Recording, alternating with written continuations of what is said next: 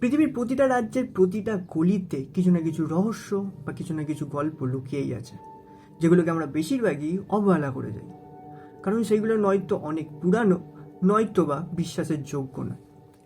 এখানেই আমরা সেই কথাটাই চলে আসি, যে দেখে সে বোঝাতে পারে না, আর যে দেখে না সে বুঝতে পারে না। এবং আজ আমি তোমাদের সামনে এমন একটা রাস্তার গল্প নিয়ে এসেছি, যেখানে নাকি আজও স্থানীয়রা যেতে ভয় পায়, এবং রাত্রির বেলা যতই এমার্জেন্সি হোক না কেন, তারা কোনো মতেই এই রাস্তায় চলাচল করতে চায় না। তো বেশি কথা না বাড়িয়ে ঘটনাটা কি, চলো জানা যাক।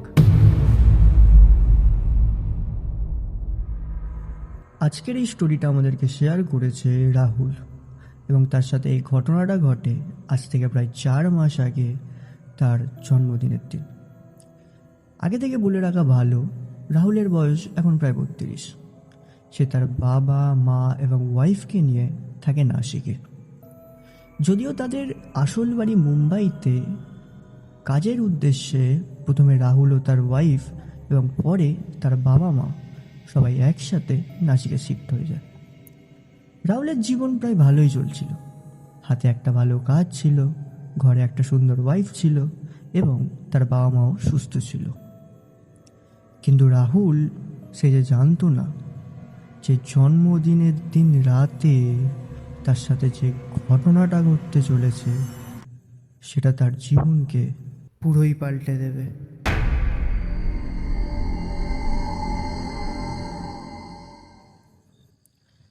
জন্মদিনের ঠিক 2 দিন আগে, অর্থাৎ 2রা ডিসেম্বর রাতের বেলা রাহুল যখন তার ফ্যামিলির সাথে ডিনার সারছিল, তখন রাহুলের বাবা রাহুলকে বলে ওঠে, রাহুল, সেই স্বদেশ কাকুকে মনে আছে? তার ছেলের বিয়ে আছে। 4ই ডিসেম্বর অর্থাৎ তোর জন্মদিনের দিন তার বিয়ে পড়েছে। তিনি আমাদের সবাইকেই ওখানে যেতে খুবই রিকোয়েস্ট করেছে। কিন্তু রাহুলের এখন প্রচুর কাজের প্রেশার, তাই সে তার বাবাকে মানা করতেই যাবে কি তার বাবা বলে ওঠে, আজ প্রায় 2 বছর হয়ে গেল আমি মুম্বাইতে যাইনি। কে কোথায় কেমন আছে কে জানে। রাহুলের বাবার এই ইমোশনাল কথা শুনে রাহুল তার বাবাকে আর মানা করতে পারে না।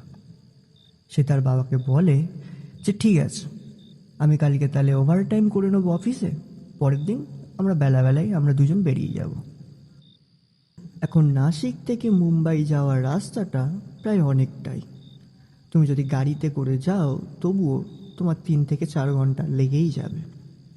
এত সব কিছু জেনে রাহুল ও তার বাবা 4 ডিসেম্বর, তার রাহুলের জন্মদিনের দিন প্রায় বিকেল 4টে নাগাদ তাদের গাড়ি রওনা দেয়। তারা সারা বিকেলটাই প্রায় গাড়িটা চালায় এবং সন্ধ্যে 7টা নাগাদ তারা পৌঁছায় কাসারা ঘাটের রাস্তায়। কাসারা ঘাটের রাস্তায় পৌঁছাতেই রাহুল একটা অদ্ভুত জিনিস নোটিস করে। রাত তখন বেশি হয়নি, তবুও রাস্তায় যেন কোনো গাড়ি বা কোনো লোক যেন ছিল না। এদিকে হাইওয়ে থাকা সত্ত্বেও রাস্তার ধারে একটাও আলো ছিল না। পাশে 2-4টে দোকান দেখা যাচ্ছিল, কিন্তু তাদের শাটারগুলো সেগুলোও বন্ধ। রাহুল এই ব্যাপারটা তার বাবাকে বলতে যাবেই কি সে দেখে যে তার বাবা ঘুমিয়ে পড়েছে। রাহুল বুঝতে পারে যে বয়স বাড়লে মানুষের শরীরের ক্লান্ততা অটোমেটিক বেড়ে যায়, তাই সে তার বাবাকে ডিস্টার্ব করে না। এদিকে মুম্বাই জলদি পৌঁছানোর জন্য সে তার গাড়ি স্পিডটা বাড়িয়ে দেয়। কিন্তু গাড়ির স্পিড বাড়ানোর 2-3 মিনিট পর রাহুল নোটিস করে রাস্তায় কুয়াশার পরিমাণ ধীরে ধীরে বাড়ছে। এখন কুয়াশা দেখে রাহুল তার গাড়ির গতি আস্তে করার চেষ্টা করে এবং হঠাৎই সে দেখতে পায় গাড়ির সামনে একটা মহিলা তার বাচ্চার সাথে চলে আসে। রাহুল তার গায়ের জোরে ব্রেক মারার চেষ্টা করে, কিন্তু ইতিমধ্যেই সে সেই মহিলা এবং বাচ্চাটাকে পিছিয়ে দিয়ে চলে যায়। এদিকে রাহুলের গাড়ির ব্রেক মারার ফলে রাহুলের বাবারও ঘুমটা ভেঙে যায়। রাহুলের বাবা যখন রাহুলের দিকে তাকায়, সে দেখে রাহুল স্টিয়ারিংটা ধরে থরথর করে কাঁপছে। রাহুলের বাবা তাকে কিছু জিজ্ঞাসা করবেই কি রাহুল তার বাবাকে বলে ওঠে, ওই ওই ওই মহিলা আর বাচ্চাটাকে মেরে দিয়েছি। রাহুল এতক্ষণে মহিলা ও বাচ্চাটাকে দেখার জন্যে গাড়ির দরজা খুলতে যাবে কি তার বাবা বলে ওঠে, বাবা, আমরা এখন কসারা ঘাটে আছি, এখানে তুমি যা দেখো সব সত্যি না। রাহুলের বাবার এই কথা শুনে রাহুল একটু রেগে যায় এবং তার কথা অমান্য করে সে গাড়ির দরজাটা খুলে গাড়ির পিছন দিকে হাঁটা শুরু করে। এদিকে তার বাবা এখানকার ব্যাপারটা আগে শুনেছে, তাই তার ছেলেকে সে একা ফেলে রাখতে পারে না। সেও গাড়ি থেকে নেমে রাহুলকে ফলো করে, কিন্তু তারা দুজন যখন গাড়ির পিছনে যায় তারা দেখতে পায় সেখানে কিছুই ছিল না। রাহুল এদিকে পুরো হতভম্ব হয়ে যায়।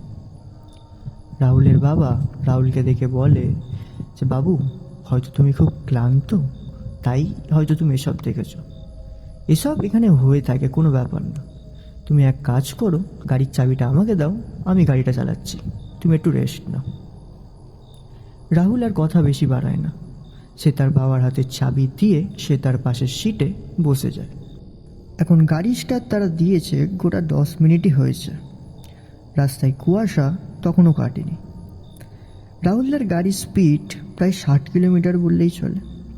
ইতিমধ্যে রাহুল তাদের গাড়ির হেডলাইটের আলোয় নোটিস করে যে আবার একটা মহিলা রাস্তার ধার দিয়ে হেঁটে হেঁটে সামনের দিকে এগিয়ে যাচ্ছে। রাহুল যখন ভালো করে লক্ষ্য করে সে বোঝে এই মহিলাটা সেই মহিলাই যাকে সে ধাক্কা দিয়েছিল। কিন্তু এবারে তার সাথে বাচ্চাটা ছিল না। রাহুলের বাবা রাহুলকে বলে, বাবা, ভয় পেও না, আর যতই যাই হোক পিছন ফিরে তাকাবে না। এবং রাহুল তার বাবার কথা মতোই সব কিছু মানে, এবং এবারে সেই মহিলাটা তাদের গাড়ির সামনে আসে না। তারা মহিলাটাকে ক্রস করে চলে যায়। এদিকে রাহুল তার ফ্রন্ট মিরর দিয়ে সেই মহিলাটাকে দেখার চেষ্টা করে, এবং সে যা তখন দেখে তার গায়ের রক্ত পুরো ঠান্ডা হয়ে যায়। রাহুল সেই ফ্রন্ট মিররে সেই মহিলাটাকে আর দেখতে পায় না। এদিকে রাহুল যখন ভালো করে নোটিস করে তখন সে বুঝে তার সাথে যে বাচ্চাটা ছিল সে আর কোথাও না, সে তাদের গাড়ির ব্যাক সিটে বসে আছে। বাচ্চাটা পরনে একটা নোংরা গেঞ্জি আর হাফ প্যান্ট পরেছিল। তার চোখের মণি দুটো পুরো ঘুটঘুটে কালো লাগছিল, যেন বেশিক্ষণ ওই চোখের দিকে তাকালে নিজেকে হারিয়ে ফেলবে রাহুল। রাহুলের বাবা রাহুলকে দেখে গাড়ির স্পিডটা আরও বাড়ায় এবং রাহুলকে বলে, যতই যাই হোক পিছনে তাকাবে না। এখন এই অবস্থায় প্রায় 30 মিনিট গাড়ি চালাতে চালাতে রাহুলের বাবা রাস্তার ধারে একটা ছোট্ট ধাবা দেখতে পায়, এবং রাহুলের এই অবস্থা দেখে সে সেই গাড়িটাকে সেই ধাবার সামনেই দাঁড় করায়। এখন অদ্ভুত ব্যাপার হচ্ছে, রাহুল সেই বাচ্চাটার দিকে এক দৃষ্টিতে তাকিয়েছিল, কিন্তু রাহুল যখন গাড়ি থেকে নামে এবং পিছন দিকে তাকায় তখন সেই বাচ্চাটা সেখানে নেই। এইসব দেখে রাহুলের মাথা পুরো কাজ করা বন্ধ করে দেয়।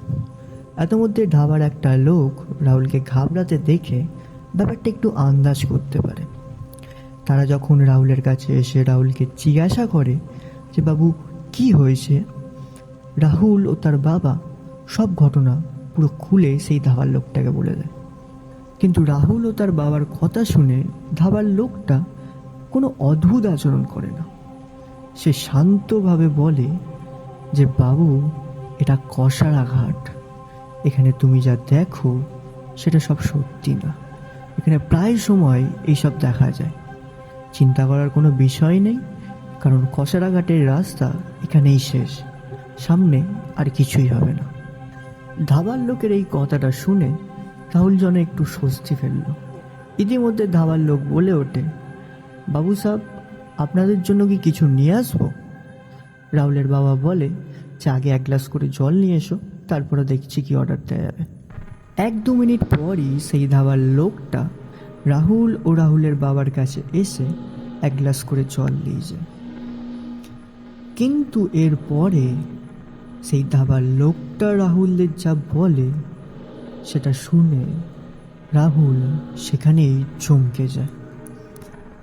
ধাবার লোকটা রাহুল ও রাহুলের বাবাকে বলে যে, বাবু আপনাদের জন্য তো জল নিয়ে এলাম, কিন্তু আপনাদের গাড়িতে যে বাচ্চাটা আছে তার জন্য কি নিয়ে আসুন।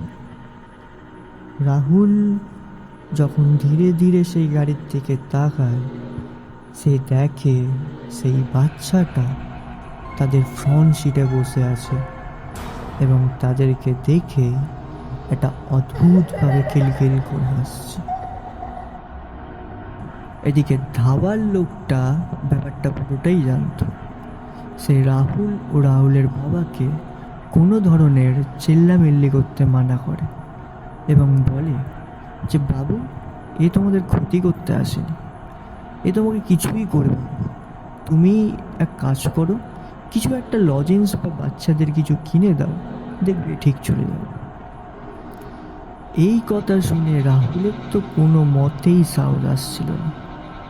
রাহুলের বাবা সেই সময় দোকান থেকে 2টো লজেন্স আর কিছু জিনিস নিয়ে ধীরে ধীরে সেই গাড়ির সামনে যায় এবং গাড়ির সামনে গিয়ে যে সিটে সেই বাচ্চাটা বসেছিল তার পাশেই যখন সেই জিনিসগুলো রাখে, সেই বাচ্চাটা এতক্ষণে অদৃশ্য হয়ে যায়। এবং এই ব্যাপারটা দেখে সেই ধাবার লোকটা বলে যে, বাবু আর কোনো চিন্তা করবেন না, এখান থেকে তোমাদের পিছনে এই বাচ্চাটা আর কোনো দিন যাবে না, তোমরা এবার আরামসে যেতে পারো। সো গাইজ, আই হোপ তোমাদের এই গল্পটা ভালো লেগেছে। যদি লেগে থাকে আমার আর বলতে হবে না তোমাদের কি করতে হবে, এবং তোমাদের যদি কোনো গল্প থাকে বা নিজস্ব এক্সপিরিয়েন্স থাকে, নিচে জিমেল আছে, সেখানে তুমি শেয়ার করতে পারো। কারণ যে গল্প শুনতে ভালোবাসে সে শোনাতেও ভালোবাসে।